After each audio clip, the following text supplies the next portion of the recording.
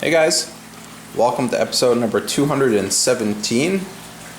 Today is Monday, so it's Update Monday, and it's the start of the holiday season.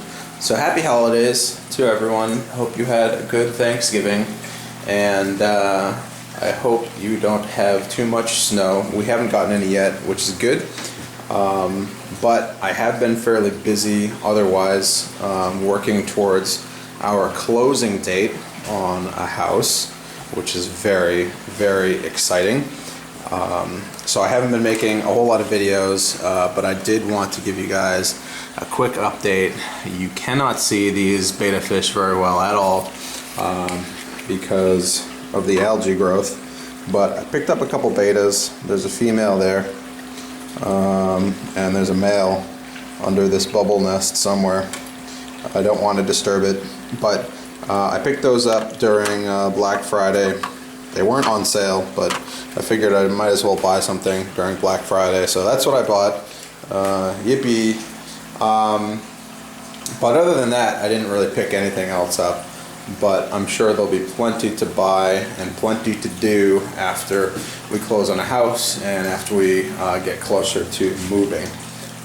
I did want to give you guys an update. Our DIY double winner, All For Me Fitness, has successfully DIY doubled his prize by spending money with Dustin's fish tanks. If you aren't familiar with Dustin, go check out his channel. All For Me Fitness bought the dirted tank guide from Dustin, and he also bought a couple power heads off from Bulk Reef Supply, who is also on YouTube, a very big contributor. They put out a lot of great videos about the products that they sell, but also about the reef keeping hobby in general. They've got some really good knowledge, a lot of good recommendations when it comes to products. So congrats to All For Me Fitness for DIY doubling his prize. And also thank you to Michael and Brandon, who recently placed orders with me for some of my plants and fish. Here's a box, a priority flat rate medium sized box that's ready to go out with an order tomorrow. Hopefully after I move and get the Fishroom established, I'll be doing a lot more shipping. But I've got the styrofoam box, I've got the heat packs ready to go, even though the weather's cold. So looking forward to that. And one quick last little update. Actually, I've got two. Here's one. I do have these filter boxes, these hang-on back breeder boxes, and they are full of crayfish fry, baby hatchling crayfish. You can see one right there, these little eyeballs. But this breeder box is stuffed full of them. I don't know if I'll be able to find a lot of them. It is dirty.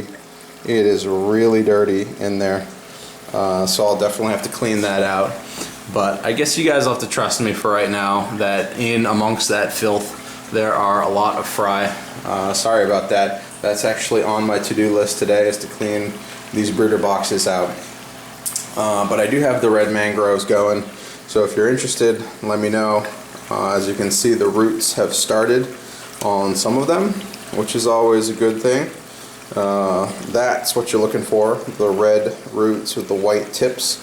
That means they're definitely growing, and after those roots have reached a certain length, the tips will start to sprout here. I can actually see one or two green tips starting to emerge, and those will eventually become leaves.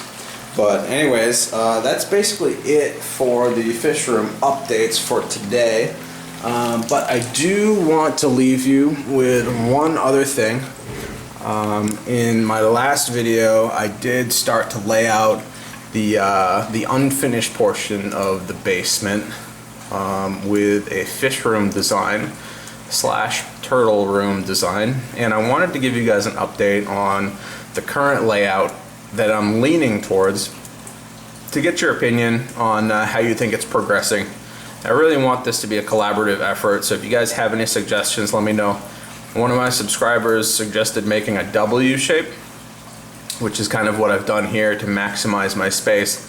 And as you can see, I mean, the original designs were what, 1, 2, 3, 4, 5, 6 tanks here, or 1, 2, 3, 4, 5, 6, 7, 8 tanks there. And that could probably be double stacked, but I don't think I could get 3 stacked on top of one another with the head height in the room. But with this version, I got the 1, 2, 3, 4, 5, 6, 7, 8, 9, 10, 11, 12. And these are all 40-gallon tanks. I'm not quite sure if I want to go with 40 gallons, 20-gallon longs, 10 gallons, 2.5 gallons. I might do a combination of all of those or some of those.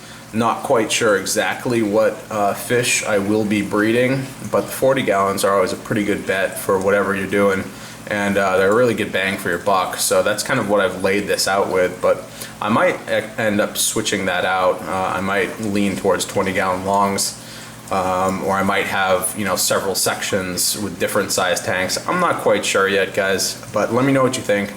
I've got the 3 barrel filters up here, 55-gallon drums as my filters. One would be a pre-filter / settling tank, another would be my mechanical, and the third one would be my biological, or something like that. And that would feed this whole system here.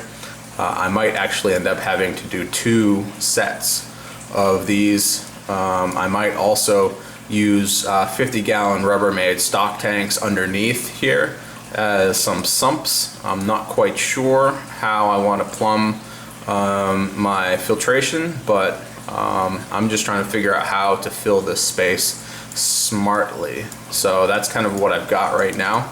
And I do have this stairwell, so underneath this stairwell, I was thinking I might be able to fit a 100 or maybe even a 150 stock tank. I definitely cannot fit a 300-gallon stock tank with how this room is laid out.